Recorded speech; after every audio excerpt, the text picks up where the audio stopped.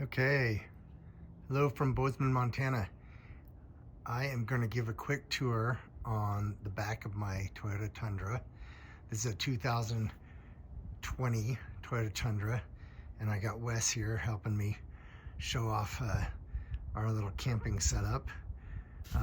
So I'm going to try to do my best. I don't got a fancy camera setup or anything, but feel free to ask any questions or leave some comments in the link below, and I'll try and go over most of the stuff in here. So what I did is I've gone through multiple iterations of the back of the truck, and Wes, get out of our way there. And so what I've tried to include is kind of everything I normally carry. I just switched from a drawer system to this single bed bunk system. Just kind of, I've done this before in the past and just kind of like this better. The drawer system worked really well, but this seems like it fits my needs a little bit better. So I'm going to start on the passenger side here, and what we've got is a 5-inch mattress, and I on purpose have cut it a little bit short to give me some room back here for some cup holders and stuff like that. My feet hang over the edge a little bit, but that seems like it's pretty comfortable for me, and that way it gives me some room to put some stuff in the back there, which is 90% of the time. So, and then what I've got here is a Yeti cooler, and I don't think they make this size anymore. This is the Roadie. I think it's a 25 Roadie, but you could configure this for a fridge or whatever you wanted to do.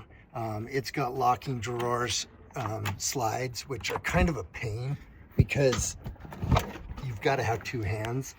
I don't know if I'd do the locking ones again. I might just put in a bolt lock instead.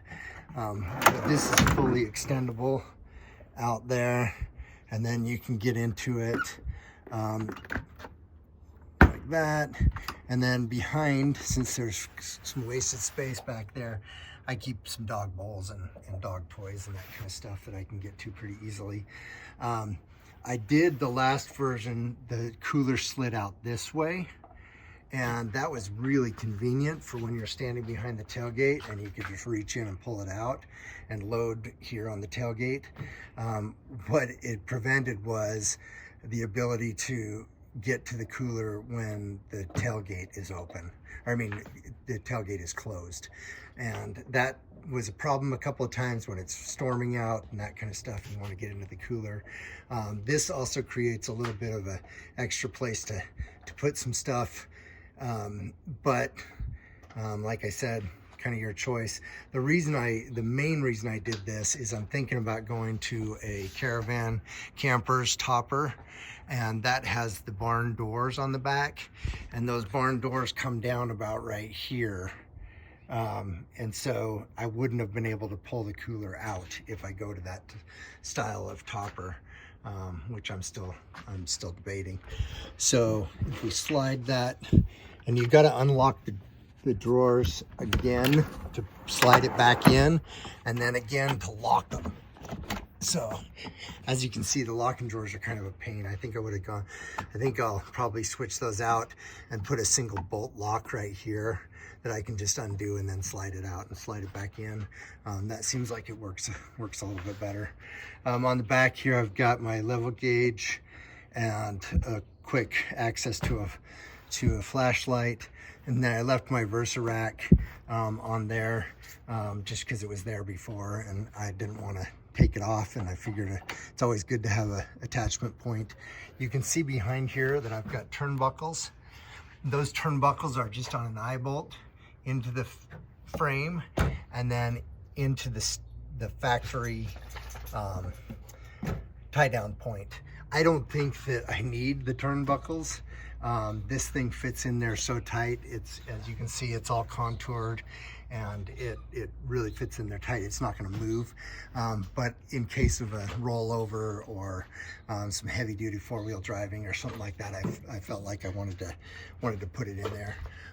So as we go into the camper, I have a little stopper here that's just a bolt drilled through, and then I put the climbing piece of paracord through it and then melted it on the end there.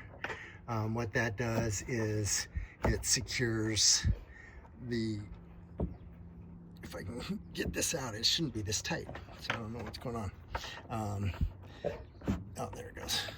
It's just a little bit of swelling here and there, but this is the cutting board, and as you can see, the cutting board will come all the way out and act as a little table if I needed it.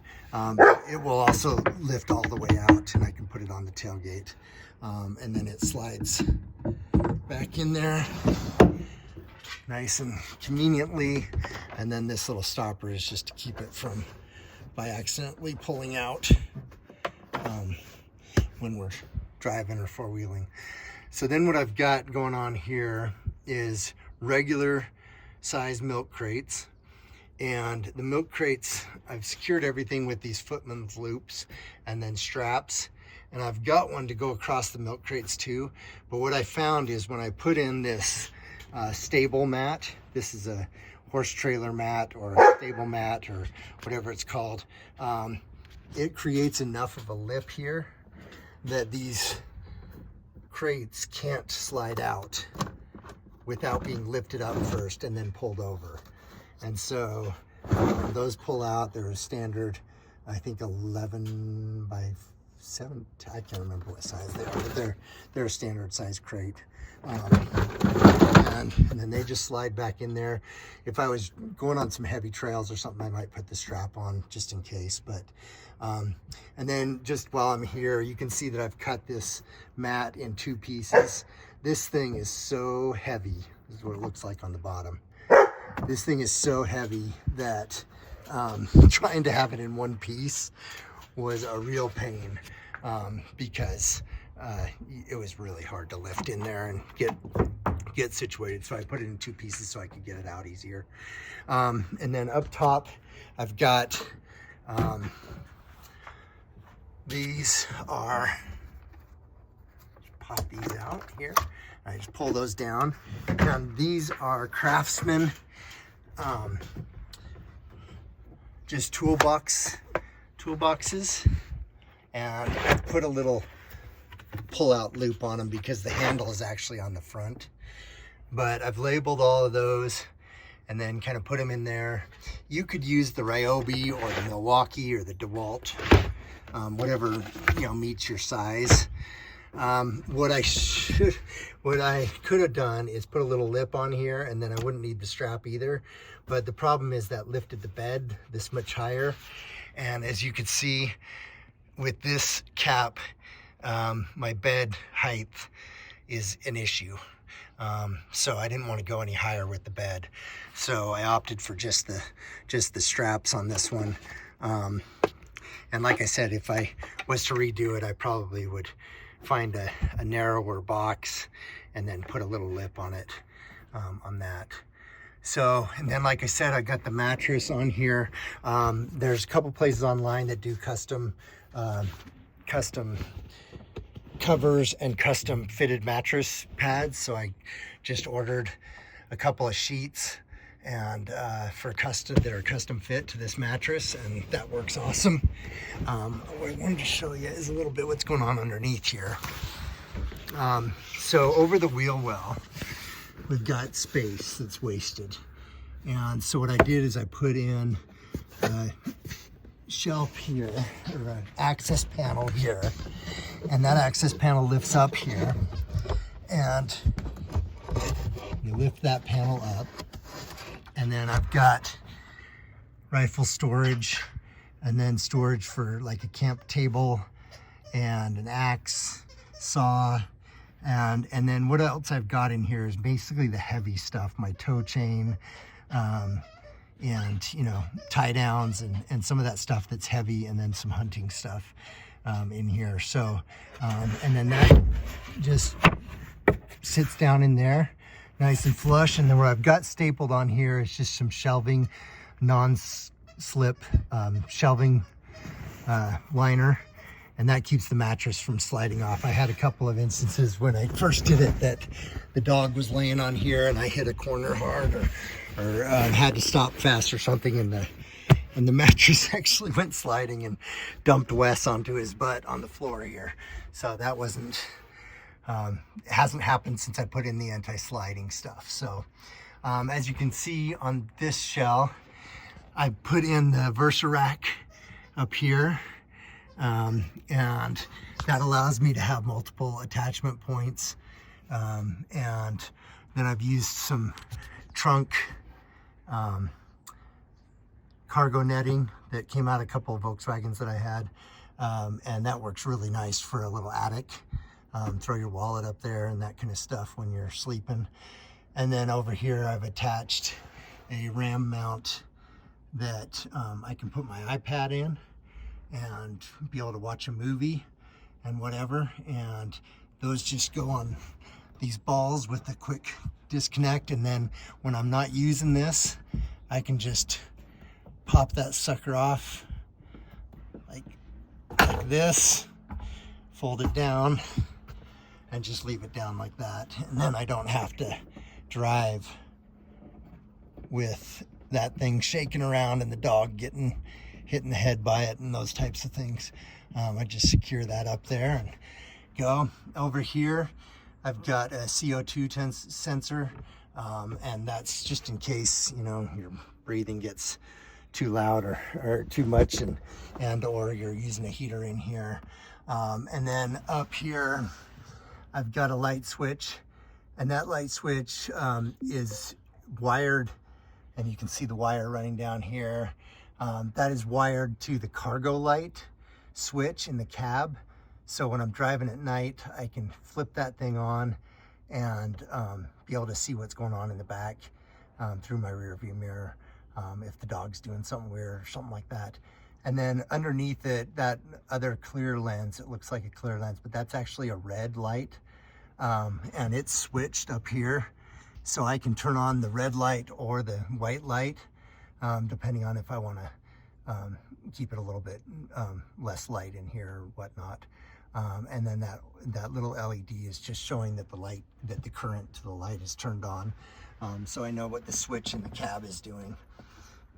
And then moving down here, so what I've done is I've just got a couple of cubbies in here.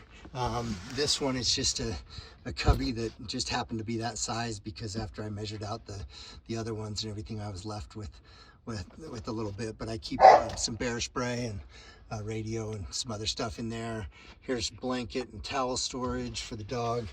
And then here I've got a GMRS radio set up and a USB-C charger there, and a clock, and those are all hardwired in. I'll show you that system in just a minute. You'll notice this little L-shaped bolt there. When Wes would get down in the bottom, which he likes to do, and cuddle in kind of into this little cubby right in here, his fat butt would turn on this radio because it's a push to turn on, and so I put this little guard on there to keep him from being able to press on that. So that's what that guard is doing. And then here again, it's just a cubby. The wheel well is right back here, and so this cubby is fairly narrow. I just got some stuff. I got my USB speaker and some citronella candle and bug spray and some of that stuff. And then again, I've used the Craftsman from Lowe's. These are the bigger size units, and got those labeled, and those are non-sectioned, that carry some bigger stuff, tarps, tie downs, trash bags, paper goods, first aid, and that kind of stuff in those. And there is a lip on this one, so these won't slide out.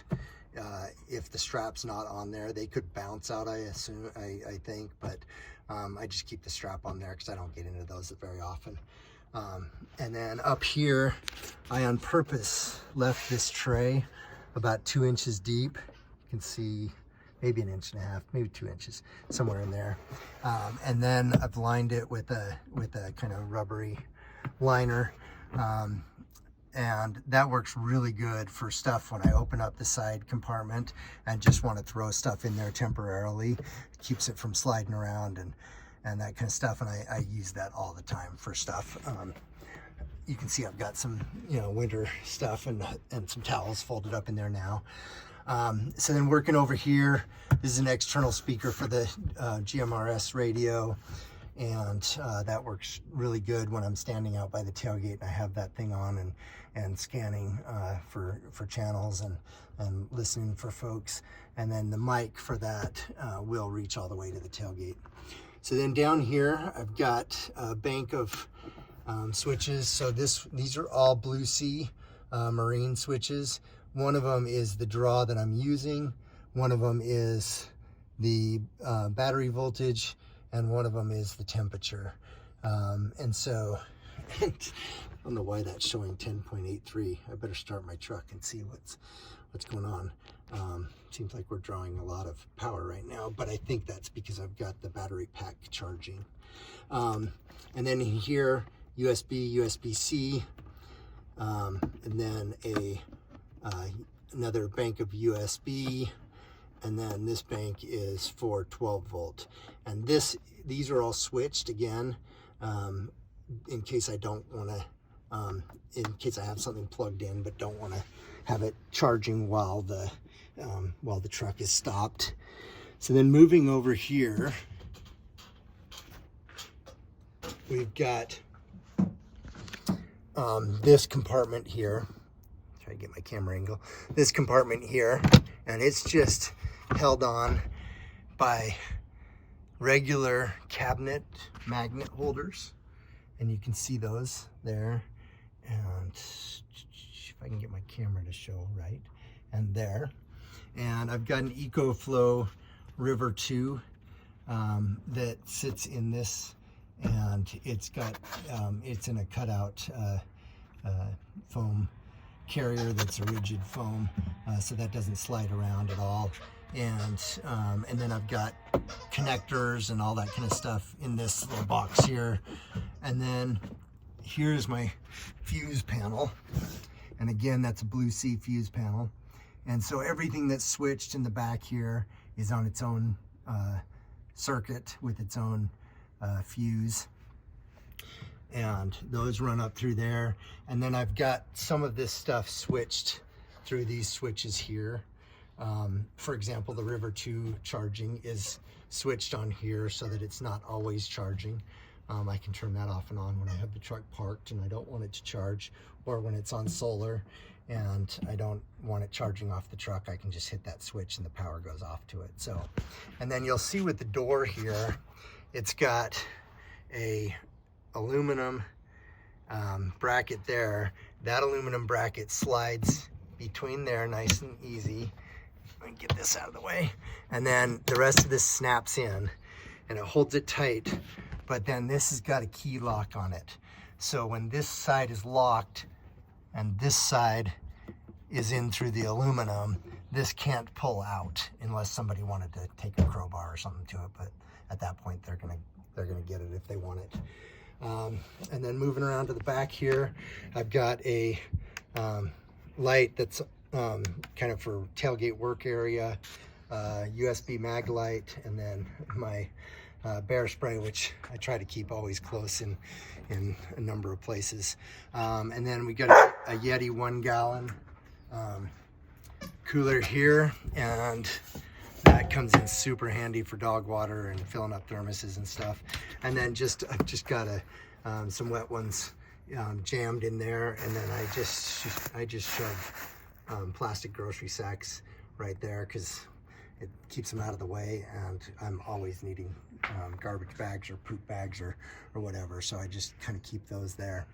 And then I think the last thing I want to show you is I did use a 4x4 fire extinguisher quick release system, and I just mounted that up to the VersaTrack up at the top, and that works really good. I can grab it either from the side over here or from the back here and grab that. I'm gonna walk around to the side here and show you the main light setup I've got up here. That is switched on through the light, so I can just reach up and switch it on. And then it's got 2 red lights that are on a separate switch underneath the lamp. So if I want to go all red in here at night for bugs or privacy or whatnot, I've got 2 red lights here, and then the one over off the cab light. And then I don't think you can see them very well, but up here I've also got a LED rope light on both sides up behind the VersaTrack that's switched through the switch panel down here. And that adds some extra light, so you can really light this up pretty good. And then maybe the last thing I'll show you, and you can tell that I've got the lift up side, the wind doors on both sides of the truck, which are awesome because super easy access and gives a nice good ventilation for the dog when he's in there. And then the back window is on the fold down, ordered from the factory. And what that fold down window allows you to do, and I don't think I'm going to be able to show you, but I've got weather stripping that I put around the back of the truck window, and then on the frame of the fold down window here. And then when I push it up and lock it into place, those weather strippings connect and smash together, and it almost eliminates all the wind noise and all but the highest pressure car wash or really heavy downpours. It keeps all the water out of that area when I leave it open, and so that allows me to get heat in the winter back here and air conditioning in the summer back into the shell area. Makes it a little bit more comfortable for the dog. This dog, my last Rhodesian Ridgeback, she couldn't fit through this window. This Labrador, he's a bird hunting dog and he can fit in anything. And so he climbs through this window and makes himself at home in the cab whenever he wants. And so what I did is I took the headrest off of this and just made a quick and dirty headrest that has carpet on it, just to fill that space so when he climbs in and out, it's a little bit more comfortable on his belly and gives him room enough to do that. That also necessitated me having some way to keep him out of the front of the cab. And so what I did is I rigged up a climbing rope, and that climbing rope is on some big carabiners onto my handles here, and then down at the bottom it's on these night ice hooks here that go around the seat posts and keeps this really taut. It's pretty tight in there. That keeps him from being able to climb through that area, but also it is pretty non-noticeable when you're in the truck itself and looking through the rearview mirror. It's not a big obstruction, but it allows him to stick his head through if he wants a French fry or something like that, but doesn't allow him to climb through. Now I will say that he has jumped over that a couple of times when I've got something really good in the front and I leave for a few minutes, but I think as he gets older he'll stop doing that. Right now he's still got a lot of puppy energy. Anyway, that's the back of the truck that I made. All of the truck is made out of 1/2-inch plywood and regular 2x4s or 2x6s, 2x8, whatever the measurements needed to be. And then just a black, it's not actually a paint, it's a polyurethane stain, but it's opaque, so it looks black, but it holds up a little bit better than just raw paint. It soaks in the wood a little bit more. But all stuff you can just buy at Home Depot and be able to cut with regular saws and all that type of stuff. I did route most of the edges with just a Ryobi hand router and made it look a little bit more finished. But yeah, otherwise kind of all just done in in the garage, no special tools, no special stuff. Everything, switches, footman's loops, straps, all that kind of stuff is ordered on Amazon. And I doubt that I could get a list together, but if you're interested in one specific thing or something, let me know, and I'll try and dig it up in my past orders and be able to let you know where I got something or how I did it or whatnot. So anyway, hope that you enjoyed watching that and gives you some ideas. Like I said, this is probably the 5th or 6th back of truck thing that I've made, and every one I change a little bit and refine, and you just got to do that to figure out what works best for you and your circumstance, and so have fun. And again, let me know in the comments if you have any questions. Happy to hear from you, happy to get back to you. I can shoot you my phone number, we could text back and forth, or I could take a picture of something specific if you're interested in it. And otherwise, take it easy. Have a nice fall day.